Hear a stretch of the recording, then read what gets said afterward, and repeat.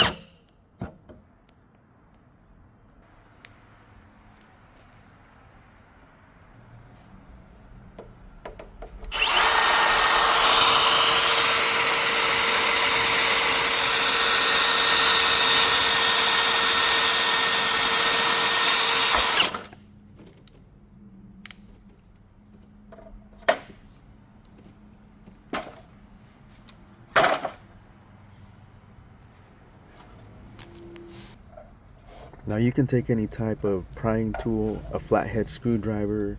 In this case, I'm using a hook tool, but all you have to do is pry the speaker away from the plate. Generally, right where the rivets are is the best place. These are going to be snug, they're going to be tight. You just drilled them out. Have a little bit of patience.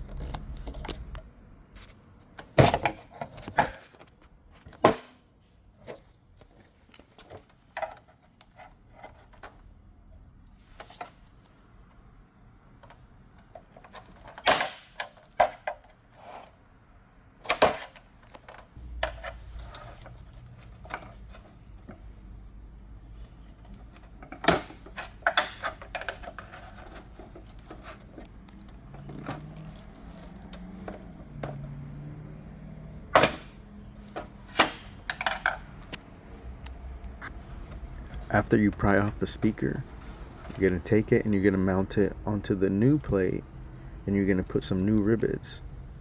And it's going to be an easy process. You don't have to go to the dealership and pay dealership prices. You're going to save your family a lot of money. Drop it in that hole. Now go ahead and grab that bag right there and grab the 4 rivets that are inside of it, and you're going to be using those to rivet that speaker onto that plate.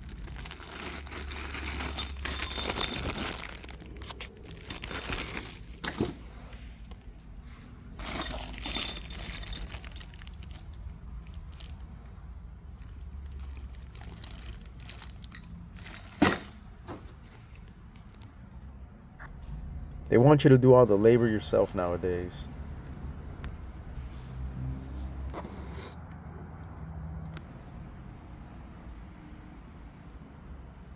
For no particular reason, I'm going to be using the equalizer rivet gun, the Big Daddy. Nah, I'm just playing. There is a reason, and the reason is because this shit works. Excuse my language. Fuck no. Don't excuse shit. Stick that rivet in that hole right there for the speaker behind the plate, and we're going to make sure it goes all the way through the back. So we're going to pump this a few times. Now, I don't have my equalizer Big Daddy adjusted correctly. I thought I did at first, but it should only take 2 to 3 pumps on this size rivet. Unfortunately, I'm sitting here pumping like 5 times. As I proceed, you're going to see that I even have it less and less adjusted as we go. Got 1 in. Let's go rivet number 2. Everything looks in place, nice and flat. We got a good seal. We want this to be soundproof, so to speak.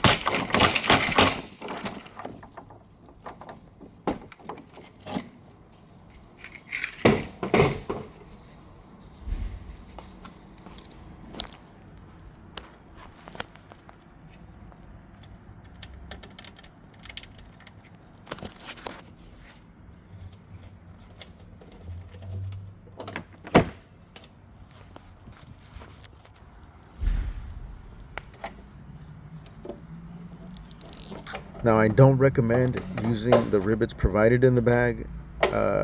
They usually are low quality, I guess. I always try to refrain from using them. This was a last minute job. I have about 300 rivets, but I don't have the size that I need for this particular speaker. So I'm gonna go ahead and install them because they're actually good rivets, except I'm not fully equipped for these type of rivets here. So it's working. They're getting tight as we go. I'm just struggling to put them on, but definitely gonna make it effective. With my needle nose pliers, I'm just gonna pop this pin out. Now this pin should be inside the rivet gun, but as you can see, the rivet gun wasn't pulling it in. So that's what's going on with these rivets. And as you can see on my next and last rivet for the speaker, it's gonna get even tougher. I should have adjusted my gun, but I wasn't thinking that the adjustment was gonna catch that cheap rivet anyway. But later on I found out when I tested it with some different rivets that I have, and it completely worked fine. Now the reason I just keep pumping this and wiggling too is because I'm really trying to get a feel for this gun. I've only used it a few, like maybe 50 times, so I feel like I still haven't worked it in yet. So I'm trying to find where the gauge is to see if I can like catch that bite so I can pull that rivet in, if that makes any sense. And nah, it's not something that was wrong with the angle or the pumping of it or the depth of how deep I was going in with the pin.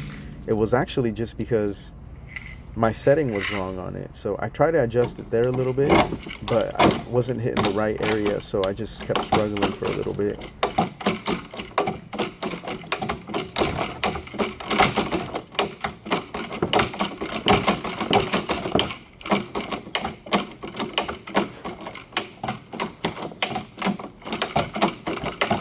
I'm really feeling around. I'm turning, kind of squeezing a little bit harder, softer. I'm wiggling, trying to see if I can get that little bite. But there's nothing. So, you know, it taught me a lot about the rivet gun. You see how the pin was stuck inside there? It finally caught it, but I wasn't happy with it again. It's only going to be like a 2-3 pump event, and you should be done with that rivet. There's no need to be wasting time like this. But I need to get this thing dialed in.